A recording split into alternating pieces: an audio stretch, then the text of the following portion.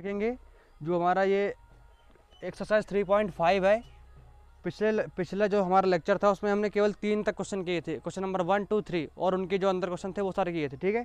और जो question number 4 है, क्वेश्चन नंबर 4 पे हमें 5 क्वेश्चन दिए हुए हैं, 4 के अंतर्गत 5 क्वेश्चन, और उनको अभी डिस्कस करेंगे। चलो अभी स्टार्ट करते हैं।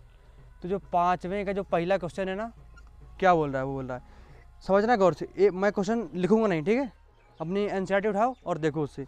एक छात्रावास के मासिक व्यय का एक भाग नियत है। एक हॉस्टल है, उसका जो मासिक खर्चा है वो एकदम कांस्टेंट है, यानी कि नियत है। शेष इस पर डिपेंड करता है कि कितने छात्रों ने कितने दिन भोजन किया। तो जब बोल रहा है कि जब विद्यार्थी ए को 20 दिन भोजन करना पड़ रहा है, कितने दिन, 20 दिन, और तो 1000 रुपये छात्रावास के व्यय के लिए देने पड़ते हैं। जबकि एक विद्यार्थी बी जो 26 दिन भोजन कर रहा है, छात्रावास के व्यय के लिए उसे 1180 रुपये देने पड़ते हैं। तो नियत व्यय और प्रतिदिन के भोजन का मूल्य ज्ञात करो। तो तुम एनसीईआरटी उठाओ और उस पर पहले पूरा एकदम क्वेश्चन देखो। ये क्वेश्चन है ये वाला, और इसको मैं लिखूंगा नहीं, इसका मैं सॉल्यूशन समझा रहा हूँ, ठीक है। तो इस क्वेश्चन में मैं ये मान ले रहा हूँ, माना जो हमारा जो नियत वो है, क्या है, खर्चा, जो नियत भाग जो खर्चा है हमारा वो कितना है, हमारा x रुपये है, समझना। और जो प्रतिदिन का है कितना है, जो प्रतिदिन वाला है हमारा खर्चा वो मैं मान लेता हूँ y रुपये है। तो नियत वाला और प्रतिदिन वाला, देखो नियत तो हमारा x हो गया, समझना। जो नियत है उसे मैं x मान ले रहा हूँ, और प्रतिदिन का कितना है हमारा y है, और अगले दिन कितने हैं, 20 उसके अगले दिन है, और प्रतिदिन का y है, तो 20 गुणे y नहीं हो गया, यानी कि 20 दिन उसने एक्स्ट्रा भोजन किया, और अगला दिन जो होगा उसका एक दिन का y है, तो 20 दिन का हो जाएगा 20y, नहीं हो जाएगा। और जो टोटल है वो 1000 रुपये है, तो x जो हो गया वो कांस्टेंट भाग का किराया हो गया, और ये हो गया 20y, यानी कि ये पूरा क्या है, ये रुपया है। तो उसको 1000 रुपये देने पड़ते हैं। कितने देने पड़ते हैं, 1000। समीकरण नंबर 1 मान सकते हैं इसको। और फिर जो दूसरी बात बोल रहा है कि जब एक विद्यार्थी बी है वो 26 दिन भोजन कर रहा है, तो उसका भी देखो एक भाग x जो कांस्टेंट है, 26 दिन करेगा, एक दिन का y है, तो 26 दिन का 26y हो जाएगा। तो इसे कर लेंगे हम 26y। और वो कितने दे रहा है हमारे अपने, वो दे रहा है पैसे दे रहा है 1180 रुपये। समीकरण नंबर 2। अब इसको मैं फटाफट विलोपन से कर दूं, क्या कर देता हूँ विलोपन से। एक्स वाई की वैल्यू निकालो, आंसर खत्म। इसको घटा देते हैं, ठीक है, साइन सेम है, और एक्स की जो क्वांटिटी है वो इक्वल है, माइनस माइनस माइनस ये कट जाएगा हमारा। 26y में जब 20y चला जाएगा तो बचेगा माइनस का हमारा 6y, और जब 1180 में से 1000 जाएगा तो बचेगा हमारा माइनस का 180। 17 का 18 3, यानी कि y की वैल्यू कितनी आ गई, 30 रुपये। जब y की वैल्यू 30 आ गई तो y का मान समीकरण नंबर 1 में मैं रख देता हूँ। y का जो मान है समीकरण नंबर 1 में पुट करने पर, ठीक है। एक जो है हमारा वो क्या है, x प्लस 20y बराबर 1000 दिया है, ठीक है।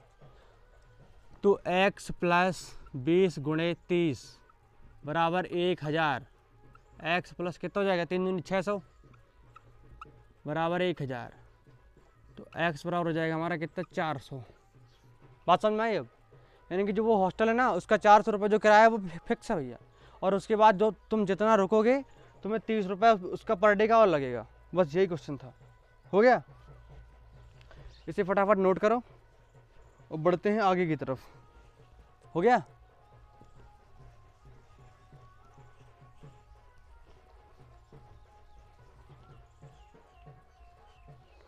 और जो दूसरा क्वेश्चन है, 5वें का जो दूसरा क्वेश्चन है वो बोल रहा है एक भिन्न जो है 1/3 हो जाती है। अरे तो हम मान लेते हैं ना, माना जो हमारी भिन्न है, मैं मान ले रहा हूँ भिन्न जो होती है हमारी x/y, ये होता है अंश, ये क्या होता है हर, ठीक है। वो बोल रहा है भिन्न जो है हमारी 1/3 के बराबर हो जा रही है, यानी कि x/y जो है ना वो हमारा 1/3 के बराबर हो जा रहा है। लेकिन कब, जब उसके अंश में से एक घटा देते हैं, अंश ऊपर होता है एक घटा देते हैं। अब इसका 13 गुणा करके सॉल्व करते हैं तो ये 3x - 3 = y, तो 3x - y = 3, समीकरण नंबर 1, समझना गौर से। और फिर बोल रहा है कि वह भिन्न, एक और कंडीशन बोल रहा है, वो बोल रहा है कि 1/4 हो जा रही है। 1/4 कब हो जा रही है, जब उसके हर में मैं 8 जोड़ दे रहा हूँ,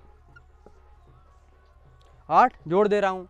इसका भी 13 गुणा करो फटाफट, हो जाएगा 4x equal to Y plus 8। तो 4x minus Y equal to 8, समीकरण नंबर 2। 1 2 का फटाफट सॉल्व कर देते हैं, करूँ। 4x माइनस वाई बराबर 8, समीकरण नंबर 2। इसको घटाएंगे हम, माइनस प्लस माइनस ये कट जाएगा हमारा, और इसको जब घटाएंगे 3x में माइनस 4x तो बचेगा माइनस का x, ये बचेगा माइनस का 5। तो x की वैल्यू जो मिलेगी हमें 5 मिल जाएगी। अब x का मान मैं समीकरण नंबर 1 पे रख दे रहा हूँ, इस पे रख दे रहा हूँ, ठीक है, इस वाले पे। ये दिया है 3x minus Y equal to 3 दिया है, x की वैल्यू 5 है। तो 3 गुणे 5 माइनस वाई बराबर 3, तो 5 दिया 15 माइनस वाई बराबर 3, और 15 माइनस 3 बराबर वाई, तो वाई बराबर बचेगा हमारा 12।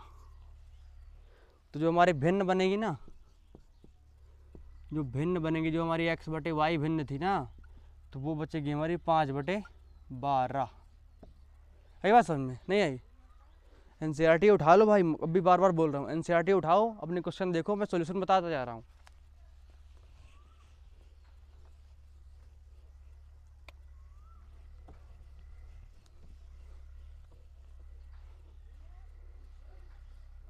जो तीसरा क्वेश्चन है इसी का, पांचवा ही चल रहा है अभी, इसका तीसरा क्वेश्चन क्या है, नहीं चौथा है, चौथे के सारे क्वेश्चन है, पांचवा तो है ही नहीं इसमें।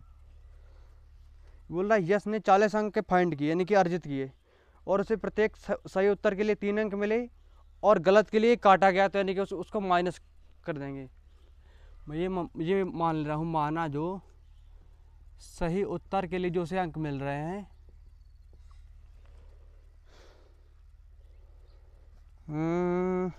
क्या बोल रहा है,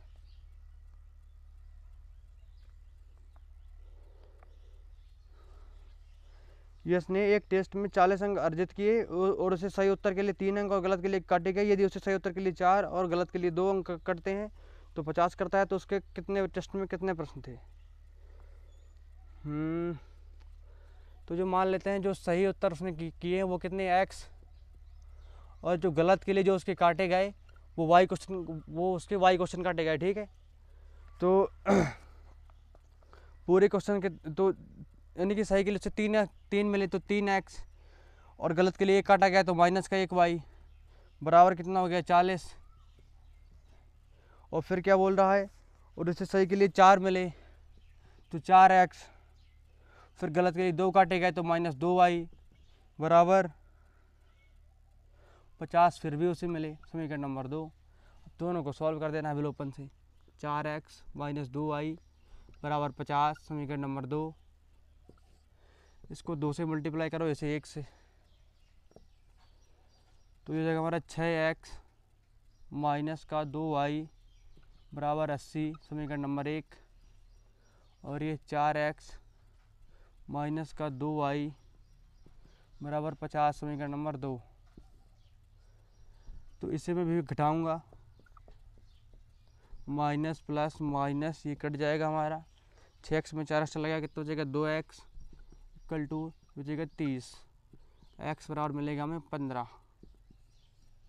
x की वैल्यू 15 है, समीकरण नंबर 1 पे रख देता हूँ x की वैल्यू।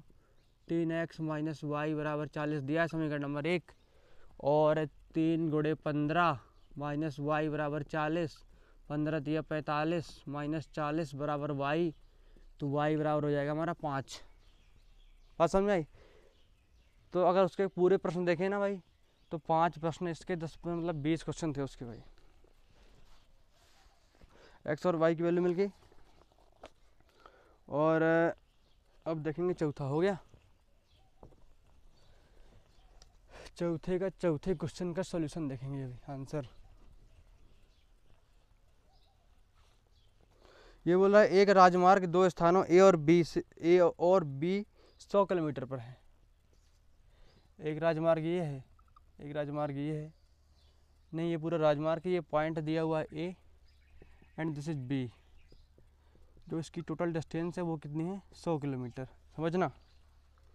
फिर बोल रहा है एक कार और दूसरी कार मतलब एक कार ए से और दूसरी बी से एक ही टाइम पे चलती हैं, ठीक है।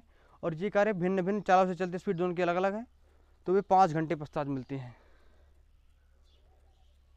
भिन्न भिन्न चालों से चलती है लेकिन एक ही दिशा में चलती है। ये इस साइड जा रहा है अगर बी से, तो ए से भी इस साइड ही जा रहा है। तो मान लेता हूँ मैं यहाँ की कोई पॉइंट सी हो, मतलब पॉइंट सी होगा, तो वहाँ पर ये दोनों मिल जाती हैं। ये यहाँ से पहुँच गई यहाँ पर और ये यहाँ से पहुँच गई यहाँ पर। अब कार तो कार है, कार बना देते हैं। ये हमारी कार है, ये कार ए है, और जो ये हमारी कार है, ये कार हमारी बी है। दोनों चल रही हैं और दोनों कितने घंटे पश्चात मिल रही हैं? 5 घंटे पश्चात। तो हमें इसकी दूरी निकालने की, इन्होंने दूरी कितनी तय करी। तो दूरी बराबर होता है चाल गुणे समय। अब समय तो पता है लेकिन चाल नहीं पता। चाल मान लेते हैं x, माना जो ए की चाल है, किसकी? ए की चाल मान लेता हूँ मैं x किलोमीटर पर आवर, ठीक। और जो बी की चाल है, जो उसे हम मान लेते हैं y किलोमीटर पर आवर, ठीक है। तो पहले मैं अभी ए की दूरी निकाल रहा हूँ, ठीक है। तो उसकी चाल मान लेता हूँ x, समय कितना लगा 5। तो जो दूरी ए ने तय की ना, किसने? तो दूरी ए ने तय की वो की 5x किलोमीटर। कितनी की? 5x। और जो बी करेगा वो, बी की चाल y है, तो बी की हो जाएगी 5y। ना समझे? बी जो है उसकी चाल y है, इंटू समय 5 दिया हुआ है, तो उसकी भी हो जाएगी 5y किलोमीटर। समझना गौर से। यानी कि जो ए है हमारा, ए ने यहाँ से यहाँ तक में 5x किलोमीटर तय कर लिया, और इसने यहाँ से यहाँ तक में 5y किलोमीटर तय कर लिया। समझना। और ये जो हमारा 100 किलोमीटर है ए से बी तक, तो यदि मैं ए से सी में बी से सी घटा दूँ तो मेरा वो ए से भी नहीं मिल जाएगा। यानी कि पूरी दूरी इसकी ए से सी तक कितनी है? 5x kilometre. यदि मैं 5x में से ये 5y घटा दूँ तो मुझे 100 किलोमीटर दूरी नहीं मिल जाएगी। अरे यार, यहाँ से यहाँ तक की है 5x और ये है 5y, तो जब पूरे में मैं इतनी घटा दूंगा तो मेरे 100 के बराबर हो जाएगी। और इसको छोटा करने के लिए 5 से इसको डिवाइड कर सकते हैं, तो ये जगह x minus Y equal to 20, समीकरण नंबर 1 हो जाएगा हमारा। हो गया। थोड़ी इसको साफ करूँगा मैं, ये क्वेश्चन मेन थी वो मैंने बना ली, थोड़ी इसको साफ करता हूँ।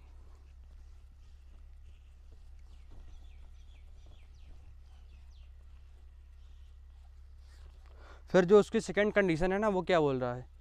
फिर बोल रहा है यदि वे विपरीत दिशा में चले, यानी कि ये है और ये है, ये हमारी ए, ये बी है। विपरीत का मतलब ये इस साइड जाए तो ये इस साइड जाए,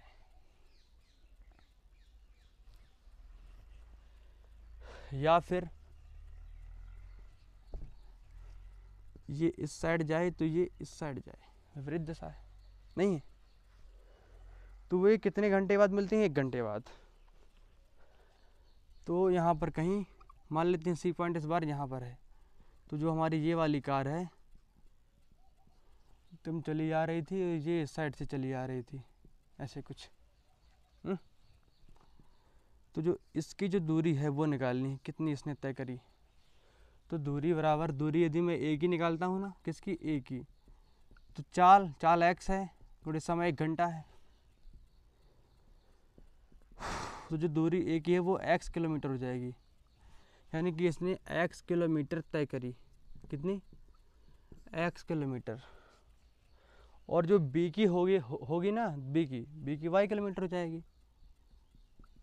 b की जो होगी y into 1 then y kilometre. तो यानी कि b ने जो है वो y किलोमीटर तय करी। अब अगर x और y को जोड़ दे तो ये 100 के बराबर हो जा रहा है। x प्लस वाई कर दें तो ये 100 के बराबर, ये समीकरण नंबर 2 है।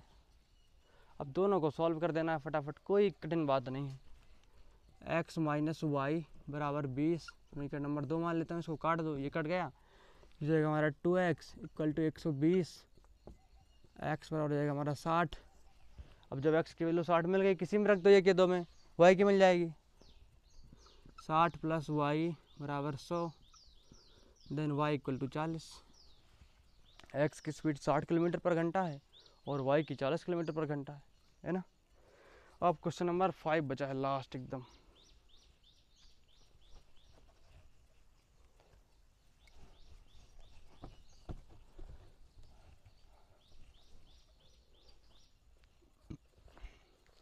ये बोल रहा है एक आयत का जो क्षेत्रफल है,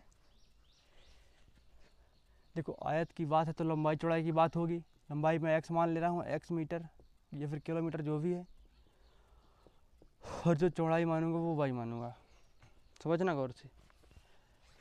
बोल रहा आयत का जो क्षेत्रफल है, क्षेत्रफल जो होता है वो होता है लंबाई गुणे चौड़ाई। यदि हम उसकी लंबाई 5 इकाई कम कर दें,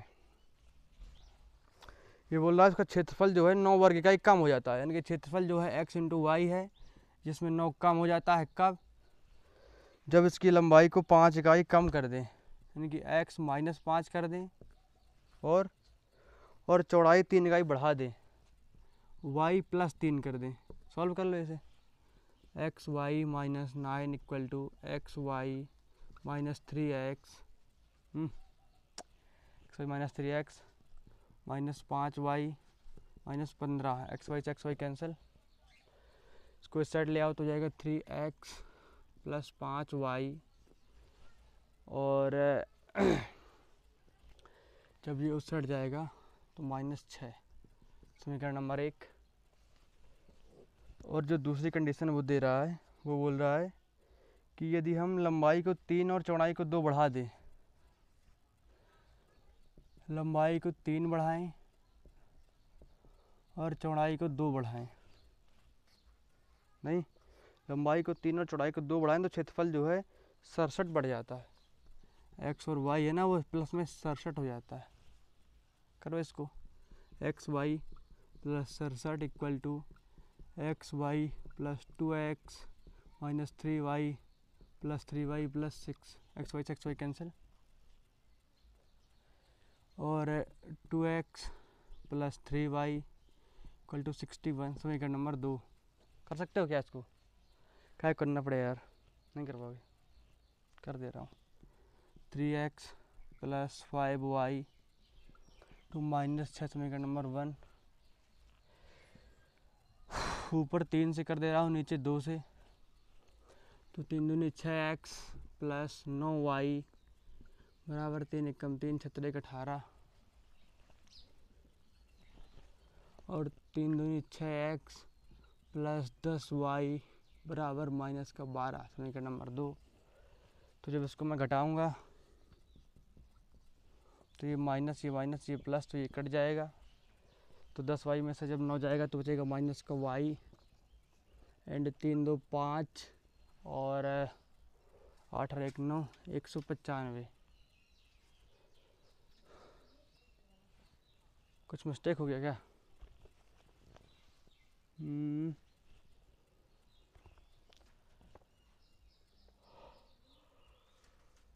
लंबाई समीकरण यही बनेंगे, और इनको तुम एकदम करके देखना एक बार। 3 दूनी 6 छत्रे, वो 3 करी 9, 3 एकम 3 छत्रे 18, 3 दूनी 6 5 दूनी 10, 6 दूनी 12, और घटाएंगे तो ये कट जाएगा हमारा, ये बचेगा। हो सकता है लंबाई माइनस में होती हो, पता नहीं। y इक्वल टू माइनस का, इसका आंसर देखता हूँ, ठीक है।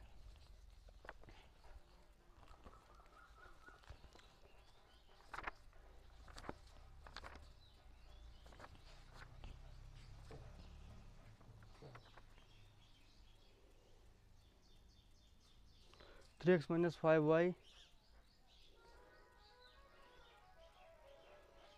माइनस 6। समीकरण हमारे एकदम सही है। तुम लोग इसको करके देखना, ठीक है। और इक्वेशन है, कर लेना।